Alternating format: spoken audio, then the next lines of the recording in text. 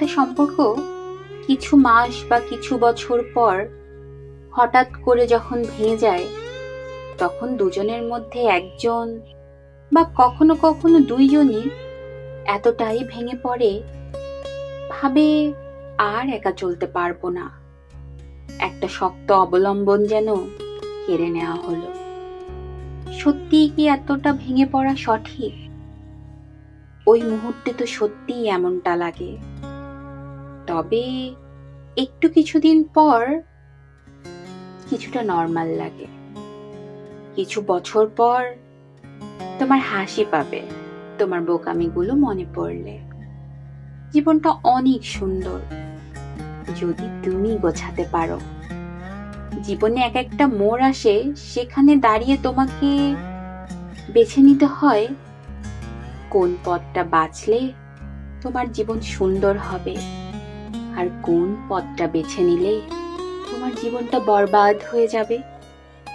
একটা ভুল অনেক সময় পুরো জীবন বয়ে বেড়াতে হয়।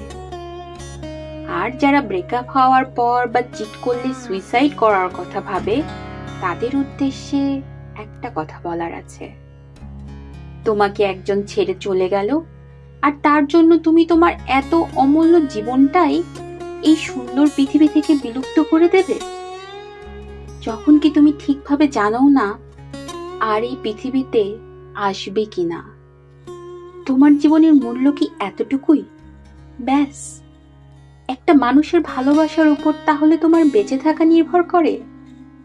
জীবনটা এত সস্তা নয়। অনেক লড়াই করে ৮০ কোটি শুক্রাণুকে হারিয়ে তুমি দৌড়ে জিতেছ। তারপর মায়ের গর্ভে ১০ মাস পূর্ণ করেছ। তারপর এই জগতের আলো দেখেছ। তুমি অনেক মূল্যবান তোমার মায়ের কাছে। জীবনটার কদর করতে শেখো। অনেক কিছু শেখার আছে এই পৃথিবীতে, সেগুলো জানো, শেখো, জগৎটাকে দেখো দু চোখ ভরে।